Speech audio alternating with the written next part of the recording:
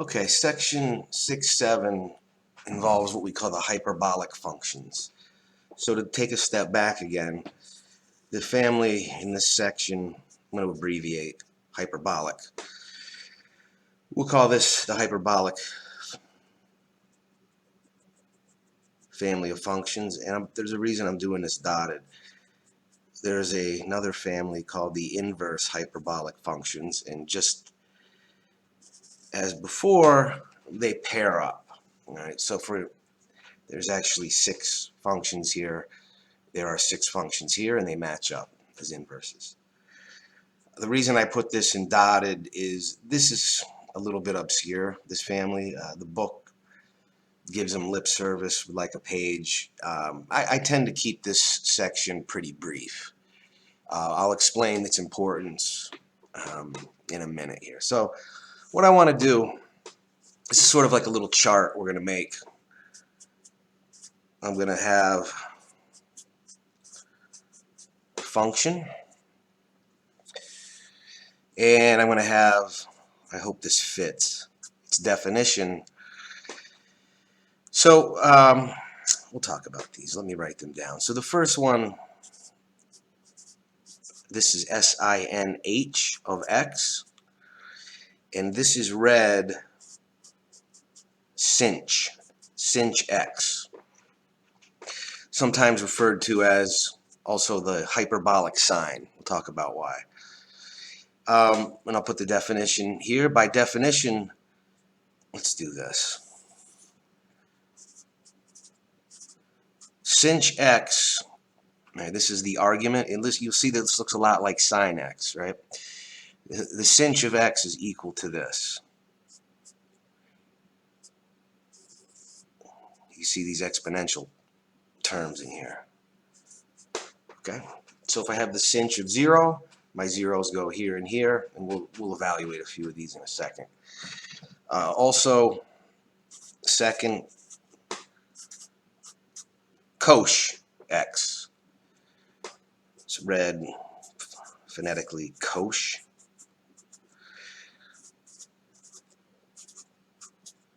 It's very similar. Think of e to the negative x as 1 over e to the x. Okay, very similar. And likewise, the third one, and I'm going to just do these 3, and I'm going to leave it at that, is what we refer to as tanch x. Rhymes with ranch, like the dressing. And tanch is equal to cinch over cosh. So tanch can be written in terms of exponentials as well. So well, first let me talk about why do we do this. I mean, you're looking at these things and you're thinking, why would somebody want to define these functions, sort of these weird looking things? And the reason is this, and many of you are going to take a differential equations course. And what you are likely to see is that these things on the right, these kind of structures, these forms, occur very, very frequently, or some, maybe slight modification of these.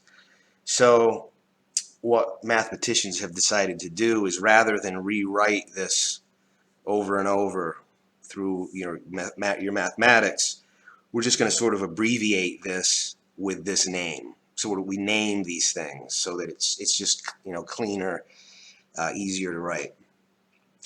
And the other thing that you might notice, you see the way these are written. This looks like sine, cosine, and tangent.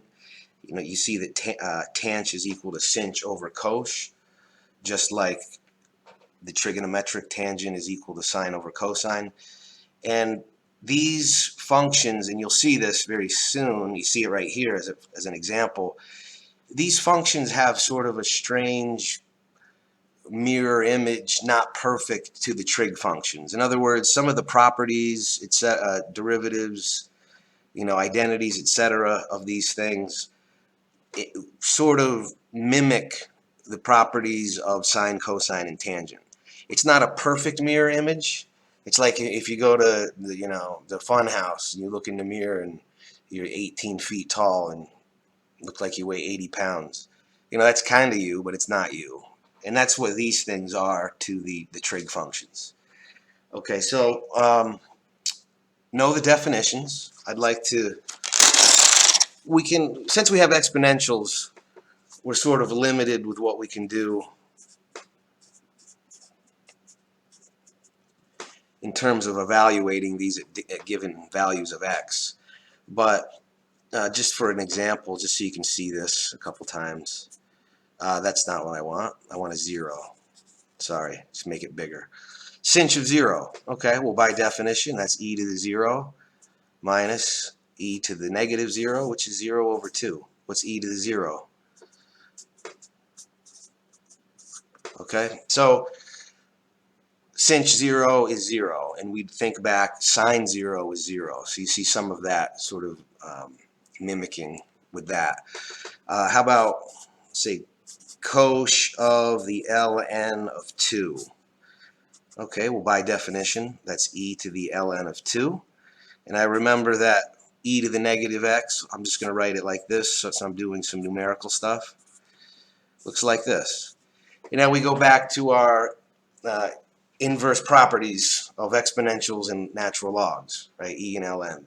They effectively cancel each other out. So e to the ln of x is x, e to the ln of 2 is 2. So this ends up as 2 plus 1/2 over 2. And if I have my arithmetic right, this is 4 halves, I have 5 halves, I have 5 fourths. Okay, so again, I can't really put a 7 in here. Cinch of 7, e to the 7, that's not going to clean up nice. So we're a little bit limited in what we can evaluate on paper. Oop. Ah. All right. So I just want to show this briefly. Cosh, let's just look at this. I want to just show you this. Cosh squared, and again, just like with the trig functions, if they're squared, we put the superscript on the function, which is, okay, I hope I have room for this. Okay, cosh squared. Well, by definition, what is this? This is e to the x plus e to the negative x over 2. Quantity squared. By definition, the cinch looks like this. Squared. All right, let's see what we can do with this. If I'm going to distribute this to these expressions, this is going to be foiled. So I'm going to just foil that. I'm going to cut to the chase. I'm not going to write it all out. So I'd have e to the 2x plus, and e to the x times e to the negative x is 1. So I have 2, and I have e to the negative 2x over 4. So I foiled this out. That's how I got the numerator. 2 squared, of course, is 4, and you're going to see something similar over here.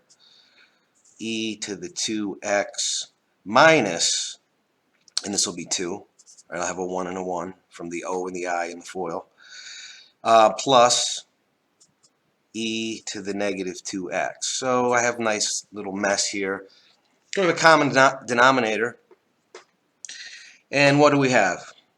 Well, e to the 2x minus e to the 2x, they zero out. E to the negative 2x minus e to the negative 2x, they zero out.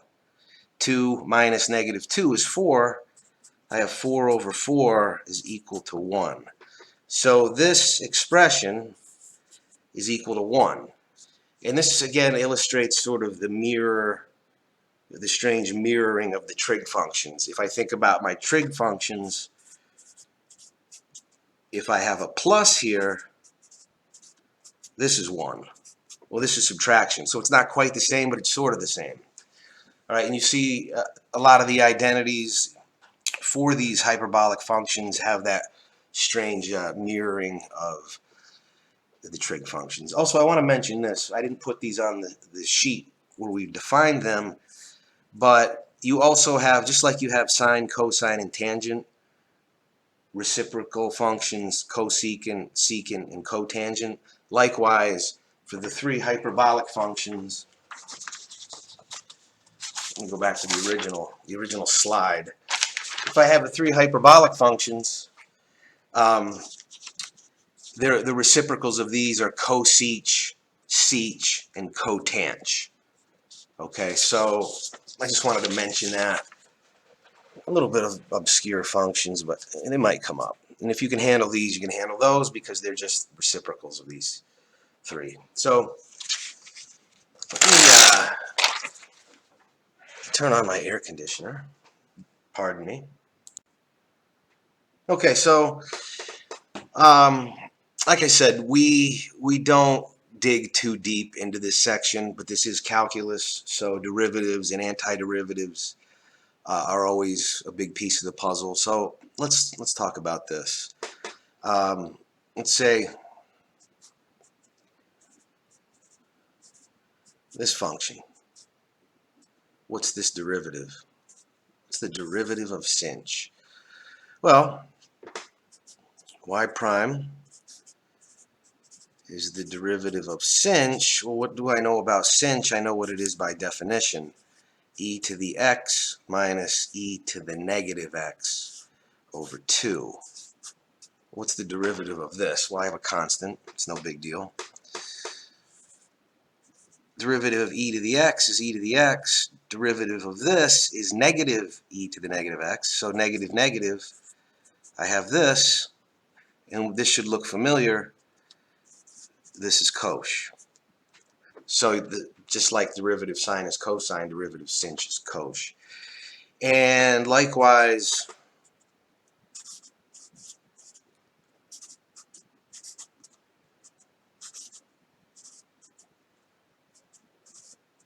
it's almost the same. E to the x, and now this negative will stay, and this is sinh.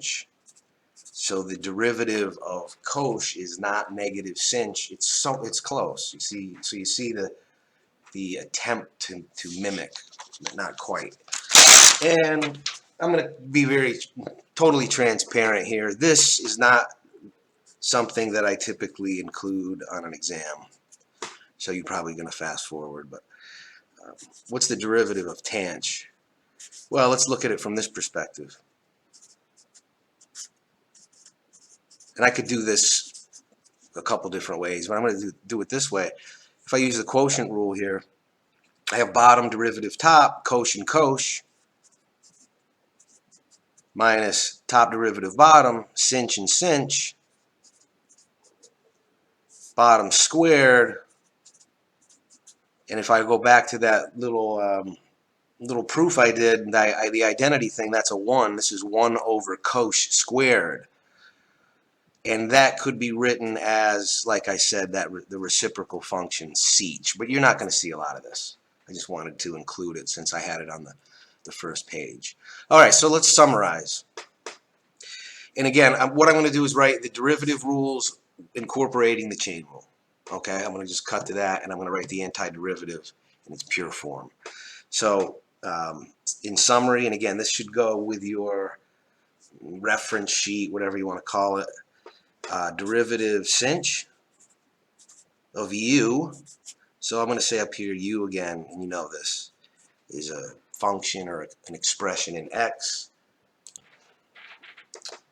Derivative of the sinh of u is the cosh of u times u prime. And of course it doesn't matter, it's multiplied. I'm just going to put it out front, it looks better. Derivative of the cosh of something is the sinh of that something times u prime. And just for completeness, tanh u, that would be the sech squared of u times u prime. So our antiderivatives, let's do it like this.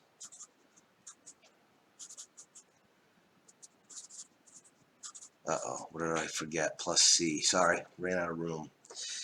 Move this one over. Cosh Cinch. What you'll see, a common mistake, is that students we put a negative on here because they're thinking sine cosine. So they're not exactly the same as the sine and the cosine, but they're similar. Okay, so these are your new calculus rules for this section. I'm going to do a few examples, but you guys can figure that out. So just a few examples working with these things. The demands in this section aren't really that heavy. We'll have plenty of time to be demanding later. So I'm just going to do a couple simple examples. This is pretty much the extent of the level of difficulty that will be asked of you. But we're going to differentiate. Let's do a couple derivatives. Differentiate something that maybe looks like this. And again, going back to this analogy of the onion, right? You think about derivatives in layers. You think about the first rule that's in play. Here, this is a product. Okay, then the next layer, what's involved? I can see a power and a hyperbolic function. So all we've done in this section is just add a few rules that we had on a previous sheet, and those will be a layer of one of the onions that you're going to be differentiating. So this starts with a product. So I'm going to just cut to the chase. I got first derivative second, the derivative of cinch is cosh, plus second derivative first 2x. Okay, so it's it's not really anything too demanding. Let's do another derivative here. How about ln of cinch? Okay. So the first layer here, this is ln of something. So this is an ln of u. So I know the derivative of a natural log is u prime over u. U being cinch. U prime being cosh. And technically this is cotanch. We didn't really discuss that function. This is fine. I have no qualms about leaving it like that. Okay, so let's see a couple. It's good to see integration because it's not just about the new rules. It's good to see more technique. After the first exam, we're going to do Chapter 7, which is Techniques of Integration. Very important section, chapter. It's a cornerstone of the course. So this is kind of foreshadowing for something that you're going to see then. I won't talk too much about that now, but this is Cinch X times cosh squared x. All right. Let's do a u substitution. It's good to see more of these. How about if u is cosh x? Well, that means du is cinch squared. So if I substitute out, I have u squared, and then what remains is du. And if you have to integrate that, you have a smile on your face, right? That's as easy as they get. And back substitute with the cosh. Okay?